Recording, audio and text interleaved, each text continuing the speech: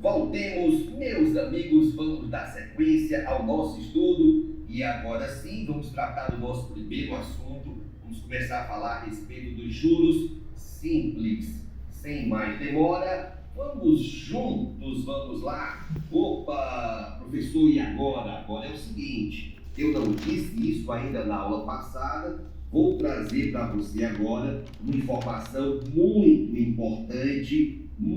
importante. Dá uma olhadinha nessa palavra, regime.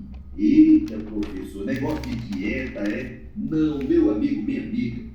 Toda a matemática financeira está inserida, está dividida em dois grandes grupos, aos quais nós chamamos de regimes.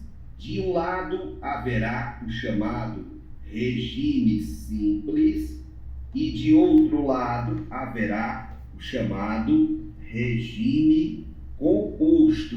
Pois bem, fique atento. Todas as vezes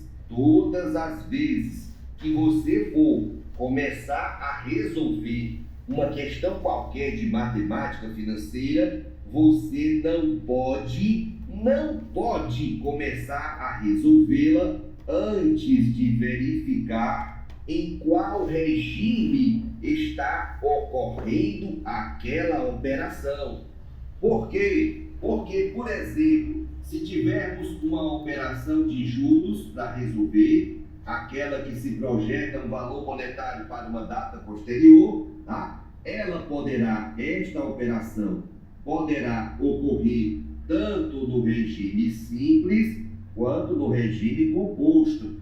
Se a questão escolher, veja, não é você quem decide se vai resolver a questão pelo regime simples ou pelo regime composto. Não é escolha sua, é o elaborador, é a questão quem decide, ok? Se a questão disser que aquela é uma operação de juros simples e você resolvê-la como se fosse uma operação de juros compostos, você perdeu o ponto e vice-versa. Se a questão quiser que seja resolvida aquela operação de juros pelos juros compostos e você inadvertidamente resolvê-la pelos juros simples, você perdeu o seu ponto. As operações são semelhantes, mas os cálculos são diferentes. Ah, professor, da mesma forma que acontece com juros, ocorre também com operações de desconto. Haverá operações de desconto no regime simples, haverá operações de desconto no regime composto, da mesma forma com operações de equivalência de capitais. Haverá operações de equivalência no regime simples, haverá operações de equivalência no regime composto. Moral da história: o mais importante de tudo para você conquistar o seu ponto na prova, naquela questão de matemática financeira, é começar a resolver a questão somente depois de ter identificado qual é o regime daquela operação, se é regime simples ou se é regime composto. E só depois disso é que você começa efetivamente a resolver a questão. Qual vai ser aqui a nossa metodologia? Vai ser a seguinte: vamos começar estudando todos os assuntos do regime simples. A gente vai aprender primeiro a trabalhar operações de juros simples, depois vai aprender a trabalhar operações de desconto simples, depois vai aprender a trabalhar operações de equivalência simples de capitais.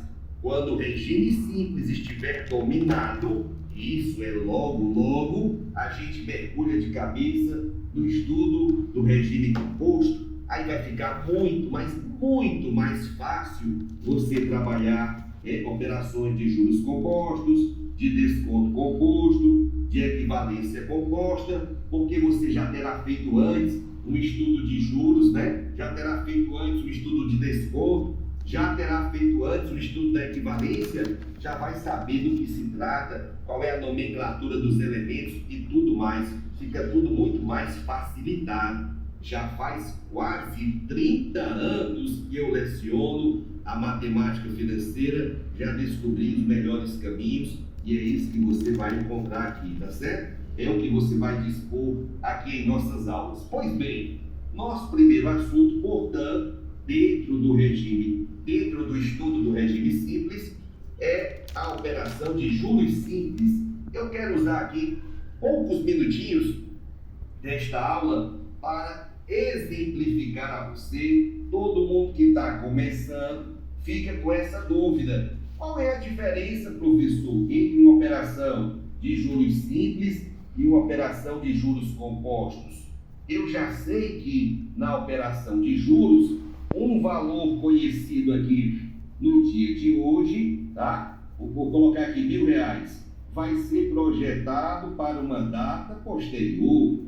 Vai ser projetado para uma data posterior, digamos 3 meses após, vai virar quanto? Tá? Então veja, eu vou fazer aqui, preste atenção, um exemplo meramente ilustrativo para você ter uma pequena ideia da diferença entre uma operação no regime simples e uma operação no regime composto, ok? Então veja, ouça o meu pedido, não é para você anotar nada neste momento, ok? É só para você observar.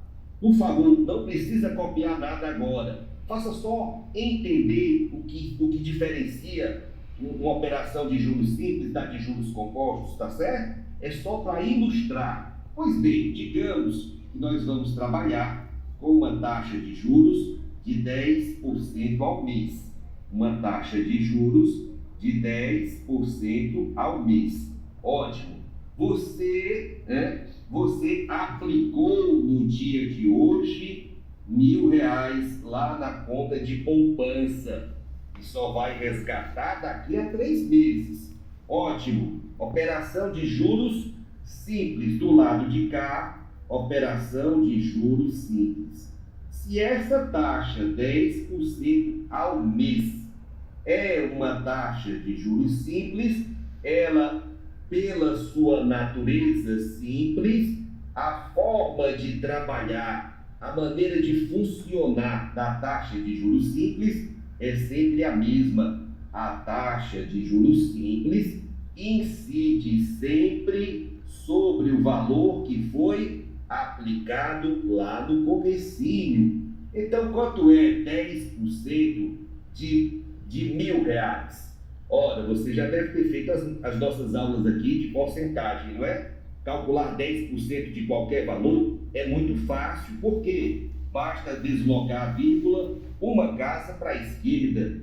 Basta deslocar a vírgula uma casa para a esquerda. A vírgula do 1.000 está bem aqui. Deslocando uma casa para a esquerda, vem para cá. Então fica igual a 100. 10% de 1.000 é 100. Então, ao longo desse primeiro mês, você ganhou R$100 de juros. Olha o seu dinheiro aumentando. Ó. No final do primeiro mês, você não vai ter mais apenas 1.000. Vai ter 1.000 com mais 100, vai ter 1.100.